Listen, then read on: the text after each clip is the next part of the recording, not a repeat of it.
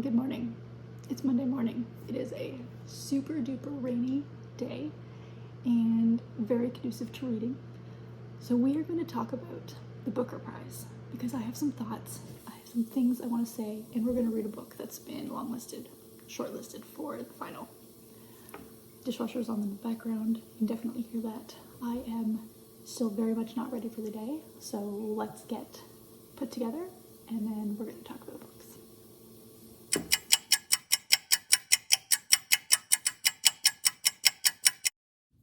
And we're put together. Hi, my name's Hope. Welcome to Hopefully Here. Stoked to have you. We're going to talk about the Booker Prize. Here's the deal. I love book prizes. I think that they always add to my life. There's always something on them that I'd never heard of before, an author I discover.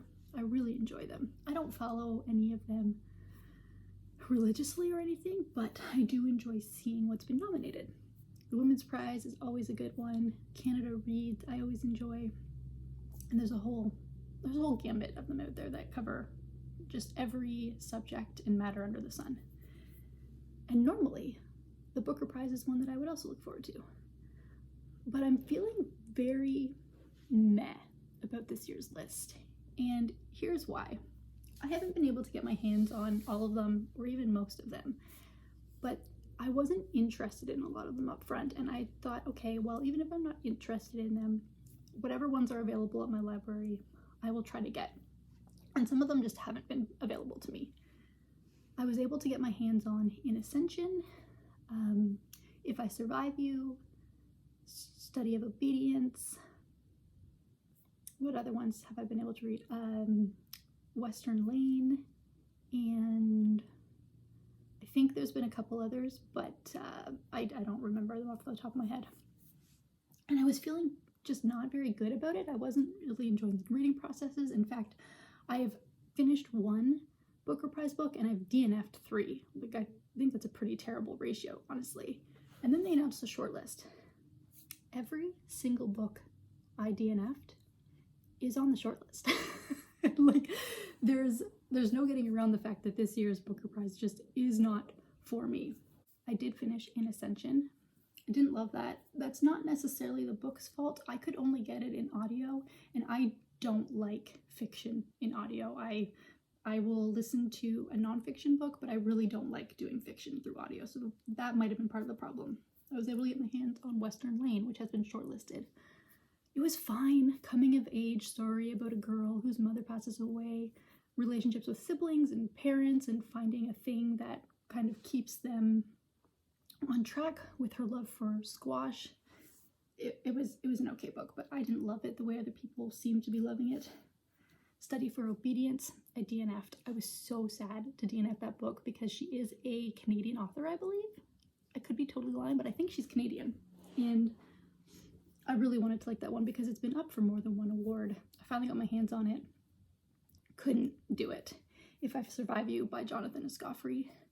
Again, I'm not a big fan of short stories, even though these ones are kind of interconnected. I didn't like it. I think I read 3 stories and I was out. I DNF'd it. What else was out there? Oh, back to Study for Obedience.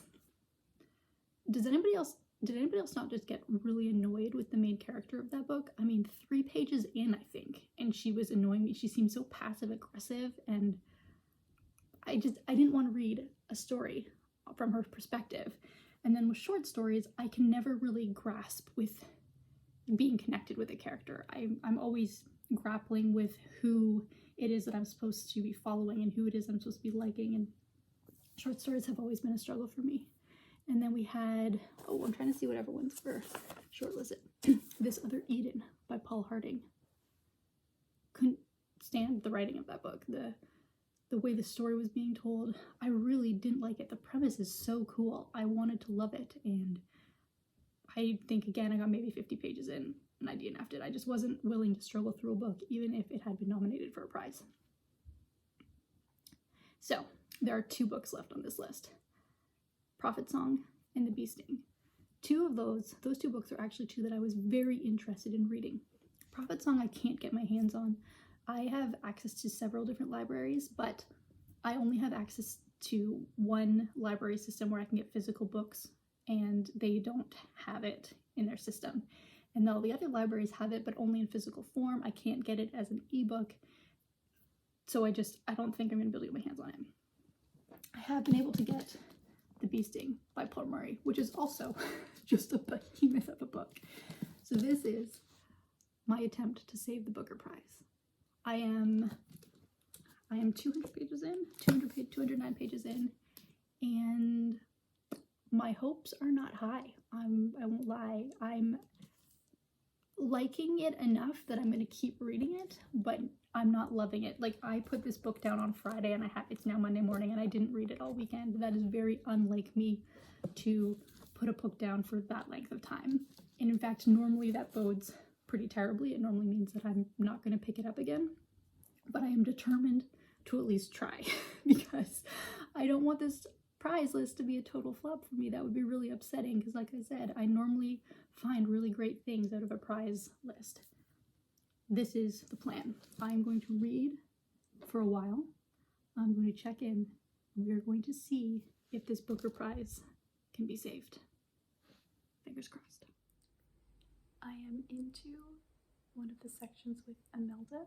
I think that's the mother's name in this book. And the change in writing style? No. No. Here, let me show you. Do you see this? There's no punctuation. It's just like randomly there'll be weird words all of a sudden that are capitalized, but there's no comma or periods or, oh look, there's a question mark. I don't know, man. I just don't know. And I think in general, that's just what I've been noticing about this prize, is the stories will be really interesting, but there's something about the writing that is totally throwing me for a loop, and that is becoming a problem. So, oh man, my concerns are growing. I'm bored. This timeline has gone back in time. This character has gone back in time to explain, I think she's in love with her husband's, like as a kid was in love with her husband's brother, and I believe he's died, or he's not in the picture, and I think he's dead. And the problem is, I don't care enough about her story in the present timeline to care about her story in the past. And it's now all about the past, and I'm so bored. I realized I said I was going to give this book a shot and I was going to read for a large chunk of time, but I am debating whether or not that's really worth the effort on my half. I'm going to keep going for a bit, but oh my goodness, this Booker Prize might genuinely be such a fail for me. Boo.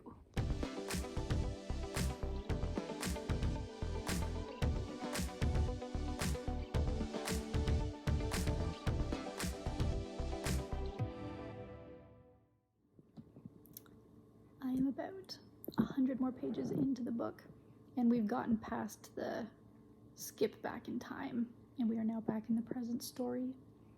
I've been able to get past the writing style. I just pretend that there are sentences before the weirdly capitalized words.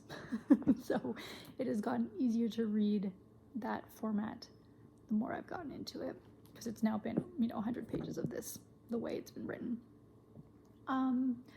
I'm still enjoying it enough to keep reading, I suppose.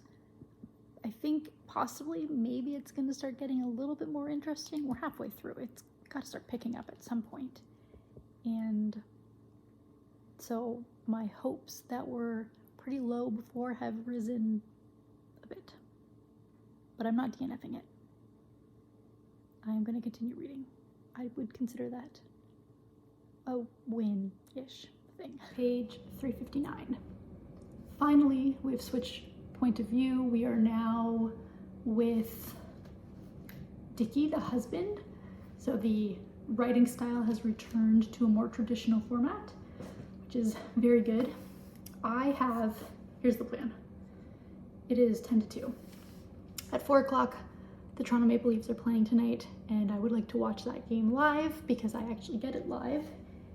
So I have 2 hours to read. I'm going to make a pumpkin spice latte thing. I'm gonna read until 4. And if by 4 I am still undecided on this book, I think I'm gonna call it quits. I have to be really enjoying it because it's 2 more hours of reading. I mean, who knows how far into it I will be by then, hopefully another 150 pages or so. And I say that, but then it's like, if I go another 150 pages, why wouldn't I just finish the book? All right, I'm not sure what the plan's gonna be, except that I'm gonna read until 4, which is when the game starts, and I will check in with you then. I'm back, and in very exciting news, I have powered my way through a lot of this book, which is awesome. So I'm pretty positive I'm actually gonna finish this one. What am I at? I'm at 527, and I think there are 650 pages or something like that. So a little bit to go, but not too bad. However, it is 3:56. I have a hockey game I would like to watch, and I would like to work out. And then I believe my husband and I, Bradley and I, are watching a football game tonight because it's Monday night. So I'm not sure it's gonna get done today, but it is gonna get done very soon. And I will do a final update when I'm actually through this thing. Go Leafs.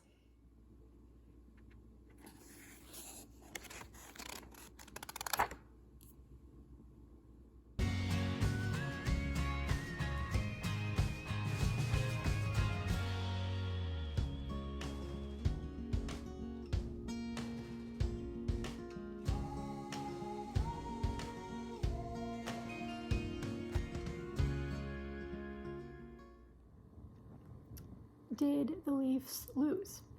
Yes. Yes, they did. Against a team that they should have won against? Also correct. Not great. But let's talk about this because I have now finished it.